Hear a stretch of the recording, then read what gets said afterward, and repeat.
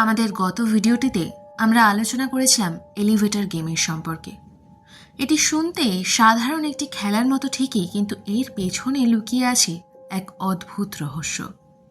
কথিত আছে এই খেলার সূত্রপাত সাউথ কোরিয়া থেকে, যেখানে ইন্টারনেটের অন্ধকার কোণায় এটি ছড়িয়ে পড়ে এক ভৌতিক রিচুয়াল হিসেবে।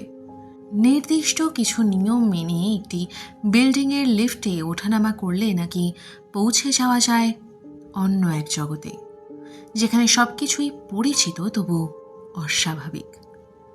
কিন্তু কিভাবে মানুষের মুখে মুখে ছড়িয়ে পড়ল এই রহস্যময় খেলা, আর প্রথম কে সাহস করে খেলেছিল এটি? আজকের এই ভিডিওটির মাধ্যমে আমরা জানতে চলেছি সেই ঘটনাটি। 2008 সালের 20শে জানুয়ারির রাত, তাইওয়ান এর ইউয়ানলিন শহরে ইউয়ানলিন ফাইন্যান্স অ্যান্ড ইকোনমিক্স বিল্ডিংয়ের ম্যানেজার সেখানে টহল দিচ্ছিলেন। হঠাৎ 11 তলা বিল্ডিংয়ের দরজা ঠেলে ঢুকে আসে 37 বছর বয়সী একজন লাল রঙা জ্যাকেট পরিহিতা মহিলা।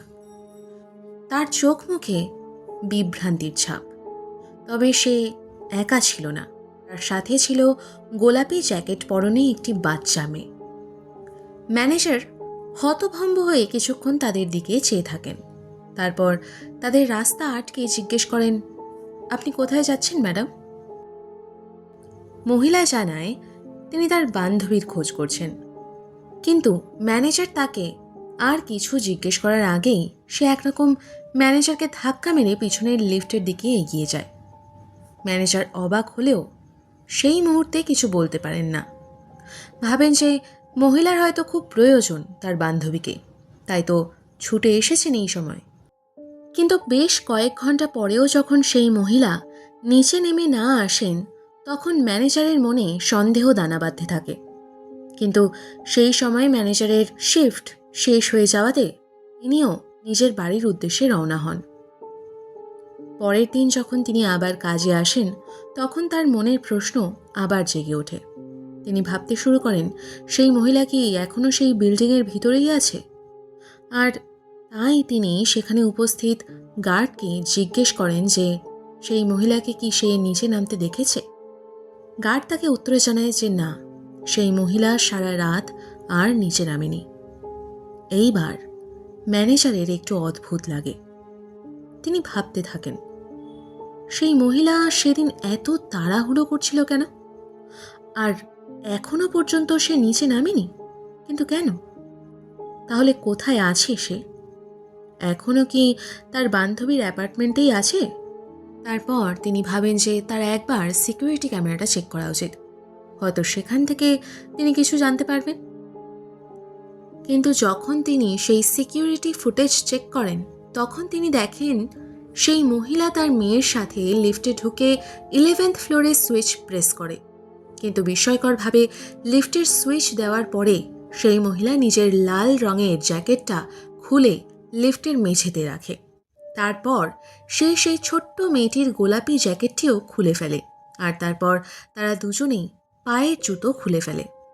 লিফট যখন 11th ফ্লোরে পৌঁছয়, তখন দুজনেই লিফট থেকে বেরিয়ে যায়, কিন্তু তাদের জ্যাকেট এবং তাদের জুতো সেখানেই পড়ে থাকে।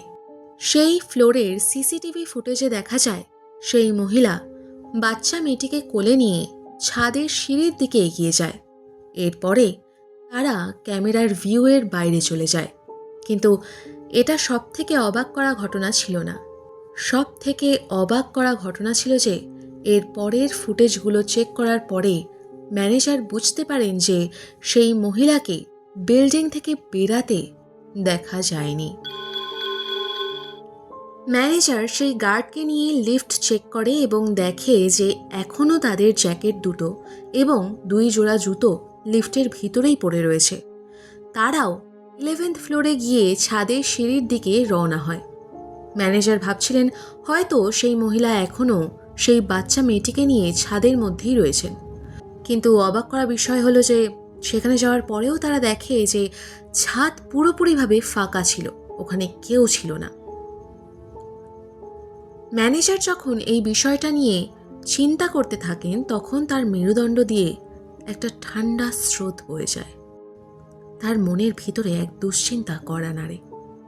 তাইওয়ানে কথিত আছে, যারা নিজেদের প্রাণ ত্যাগ করতে চায় তারা প্রথমে নিজেদের পায়ের জুতো খুলে ফেলে, কারণ তাদের বিশ্বাস পায়ের জুতোতে যদি ধুলো লেগে থাকে তাহলে সেই ধুলো পরের জন্মেও তাদের পিছু ছাড়বে না, অর্থাৎ এ জন্মের সমস্যাগুলো তারা বয়ে নিয়ে যাবে পরের জন্মে। কম্পিত পায়ে সেই বিল্ডিং ম্যানেজার বিল্ডিংয়ের পিছন দিকের ছাদের ধারে এগিয়ে যায়। তার বুক কাঁপতে থাকে। এই ভেবেছে কে জানে তিনি কি প্রত্যক্ষ করতে চলেছেন। কিন্তু ছাদের থেকে নিচের দিকে তাকিয়েও বিল্ডিং ম্যানেজার কিছু দেখতে পান না, অর্থাৎ সেই মহিলা ছাদ থেকে ঝাঁপ দেননি। কারণ যদি সেটা হয়ে থাকতো তাহলে এতক্ষণে কেউ না কেউ নিশ্চয়ই তার বডি দেখে ফেলত। কিন্তু এখন প্রশ্নটা হলো, যদি সে সেই বিল্ডিং থেকে বেরায়নি, ছাদে আসার পরে ছাদে লুকিয়েও বসে থাকেনি, অথবা ছাদ থেকে ঝাঁপও দেয়নি, তাহলে সেই মহিলা এবং তার সাথে থাকা সেই ছোট্ট বাচ্চা মেয়েটি কোথায় গেল? এরপরে পুলিশকে খবর দেওয়া হয়, কিন্তু পুলিশ এসেও এই ঘটনার কোনো কিনারা করতে পারে না। তারা তন্ন তন্ন করে সেই বিল্ডিংটায় এবং বিল্ডিংয়ের চারপাশে খোঁজ করে। যেহেতু সেই মহিলাকে শেষবারের মতো 11th ফ্লোরে লিফট থেকে নামতে দেখা গিয়েছিল, তাই পুলিশ সেই ফ্লোরের অ্যাপার্টমেন্টগুলোতে খোঁজ করে। সেই ফ্লোরে মোট 4টে অ্যাপার্টমেন্ট ছিল। পুলিশ যখন সেই অ্যাপার্টমেন্টগুলির বাসিন্দাদের এই বিষয়ে প্রশ্ন করে, তারা সোজাসুজি জানিয়ে দেয় যে তারা সেই মহিলাকে দেখেনি। অন্যান্য সকল ফ্লোরে যখন পুলিশ নিজের তদন্ত চালায়, তখন দেখা যায় যে কোনো ফ্লোরের বাসিন্দা সেই মহিলাকে চেনে না। অন্যান্য ফ্লোরগুলির সিঁড়িতে ক্যামেরা না থাকার দরুন সকলে সন্দেহ করতে শুরু করে, তাহলে সেই মহিলা কি কোনো মতে 11th ফ্লোরের ক্যামেরাকে ফাঁকি দিয়ে নিচে নেমে গেছে? কিন্তু সে যদি সেখান থেকে নিচে নেমেও থাকে, সে সেই বিল্ডিংয়ের সামনের দরজা দিয়ে বেরোয়নি কেন? আর যদি বেরায়, তাহলে কেউ তাকে দেখেনি কিভাবে? সকলকে ফাঁকি দিয়ে সেই বিল্ডিং থেকে বেরানোর একটাই উপায় ছিল, আর সেটি হলো বিল্ডিংটির পেছনের গ্যারেজের দরজা। কিন্তু পুলিশ যখন সেখানে যায়, তারা সেখানে গিয়েও একেবারে অবাক হয়ে যায়, কারণ সেই গ্যারেজের দরজাটি তালা মারা ছিল, আর অনেক দিন ধরে ব্যবহার না হওয়ায় সেই দরজার ওপরে ধুলোর পরত জমে গিয়েছিল। এখন কথা হচ্ছে, কেউ যদি সেই দরজা ঠেলে বাইরে বেরিয়ে থাকে, তাহলে সেই ধুলোর উপরে দরজা ঠেলার চিহ্ন থাকবে, কিন্তু এখানে সেরকম কোনো চিহ্ন পাওয়া যায়নি। তাহলে সেই মহিলা এবং সেই বাচ্চা মেয়েটি এখান থেকে বেরোলো কি করে? প্রায় 1 সপ্তাহ পরে সেই বিল্ডিংয়ের সিকিউরিটি গার্ড লক্ষ্য করে, যেই দিন এই মহিলা এসেছিল সেই দিন থেকে একটি স্কুটি তাদের বিল্ডিংয়ের বাইরে দাঁড় করানো ছিল। পরে জানা যায় সেই স্কুটিটি সেই মহিলারই ছিল। এই স্কুটিতে করেই সেই মহিলা এই বিল্ডিংয়ে এসেছিল।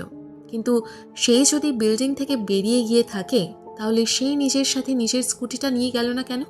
অবশেষে পুলিশ সেই স্কুটির লাইসেন্স প্লেটের সাহায্যে সেই মহিলার নাম ট্রেস করতে পারে।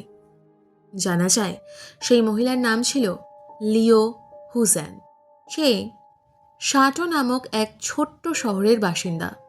যেদিন সে ইউয়ানলিন শহরে এসেছিল, সেই দিন থেকেই তার বাড়ির লোক তাকে খোঁজ করছে। এমনকি তাকে না খুঁজে পেয়ে তারা মিসিং রিপোর্টও ফাইল করেছে। তার সাথে থাকা সেই বাচ্চা মেয়েটি তার সবচেয়ে ছোট মেয়ে চুইং, যার বয়স মাত্র 4 বছর।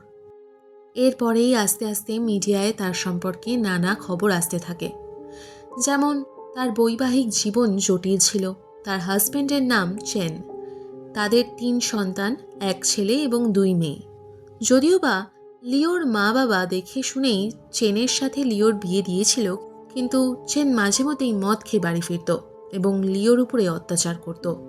19শে জানুয়ারি সারা রাত ধরে তাদের মধ্যে ঝগড়া অশান্তি হয়, আর পরের দিন লিও তাদের ছোট মেয়েকে নিয়ে বেলার দিকে বাড়ি ছেড়ে চলে যায়। চেন ভাবে লিও প্রতিবারের মতো হয়তো এইবারও নিজের মায়ের কাছে গেছে, পরে ফিরে আসবে। কিন্তু সন্ধ্যা গড়িয়ে গেলেও যখন সে বাড়ি ফেরে না, চেন তার শাশুড়িকে ফোন করে। লিওর মা জানায় লিও তার কাছে আসেইনি। তখন চেন পুলিশের কাছে গিয়ে লিওর নামে মিসিং পার্সন রিপোর্ট ফাইল করে। লিওর মা জানায় সেই এলাকায় লিওর সেরকম কোনো বন্ধু ছিল না, তাই লিও যে অন্য কারোর বাড়িতে গিয়ে থাকবে সেটাও সম্ভব নয়।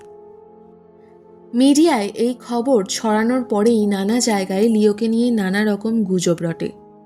অনেকে বলে হয়তো ইউয়ান লেনের সেই বিল্ডিংয়ে তার কোনো গোপন প্রেমিক থাকতো যে তাকে খুন করে তার বডি গায়েব করে দিয়েছে। আবার অনেকে বলে নিশ্চয়ই সেই 11th ফ্লোরেই অভিশপ্ত।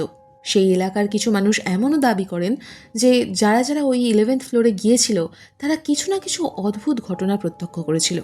এরপর থেকেই এই ঘটনা চারপাশে ছড়িয়ে পড়ে। আর এই ঘটনার ঠিক কয়েক মাস বাদেই ইন্টারনেটে ছড়িয়ে পড়ে দ্য এলিভেটর গেম। যদিও বা লিও এই গেমটির নিয়ম অনুযায়ী লিফটে উঠে নানা রকম বোতাম প্রেস করেনি, কোনো রিচুয়াল পারফর্ম করেনি, তাও বলা হয় যে তার এই অদৃশ্য হওয়ার ঘটনাটির মাধ্যমেই এই এলিভেটর গেমের সূত্রপাত। সময়ের সাথে সাথে যখন এই গেমকে কেন্দ্র করে নানা রকম ঘটনা সামনে আসতে থাকে, তখন লিওর স্মৃতি একরকম মানুষের মন থেকে হারিয়ে যায়।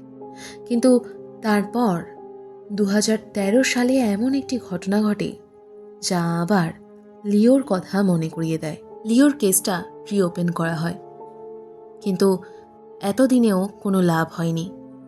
লিওর ডিএনএ স্যাম্পল জোগাড় করা হয় এবং সেই এলাকার জেন ডোদের সাথে লিওর ডিএনএ স্যাম্পল মিলিয়ে দেখা হয়, কিন্তু কারোর সাথে সেই স্যাম্পল ম্যাচ করে না। জেন ডো অর্থাৎ একজন নারী যার দেহ উদ্ধার হলেও পরিচয় এখনও অজ্ঞাত। আমরা এই বিষয়ে হয়তো অন্য কোনো একদিন কথা বলতে পারি, তবে তার আগে আমরা 2013 সালের সেই ঘটনাটি নিয়ে আলোচনা করব আমাদের পরের ভিডিওটিতে। যারা এলিভেটর গেমে বিশ্বাস করে তারা আজও মনে করে যে লিও নিশ্চয়ই সেদিন নিজের মেয়েকে নিয়ে অন্য ডাইমেনশনে হারিয়ে গিয়েছিল, তাই তাকে আর কোনোদিনও এই জগতে দেখা যায়নি। সেই দুনিয়ায় নিখোঁজ হয়ে গিয়েছিল। আচ্ছা, তোমাদের কি মনে হয় লিও কি সত্যি অন্য এক ডাইমেনশনে হারিয়ে গিয়েছিল, নাকি সেই দিন সেই বিল্ডিংয়ে তার সাথে এমন কোনো ঘটনা ঘটেছিল যার ফলে সে আর কোনোদিনও ফিরে আসতে পারেনি, নাকি লিও বুদ্ধি করে সেই বিল্ডিং থেকে নিজেকে এমন করে গায়েব করে নিয়েছিল যাতে তার হাজব্যান্ড এবং তার পরিবার আর কোনোদিনও তাকে খুঁজে না পায়। তোমাদের যা মনে হয় তা অবশ্যই আমাদেরকে কমেন্টে লিখে জানিও। আর এই ধরনের আরও অনেক ভিডিও দেখার জন্য অবশ্যই সাবস্ক্রাইব করো আমাদের এই চ্যানেল। আর আগামী পর্বে আমরা নিয়ে আসছি 2013 সালের সেই মর্মান্তিক ঘটনাটি। ধন্যবাদ এই ভিডিওটিকে শেষ পর্যন্ত দেখার জন্য।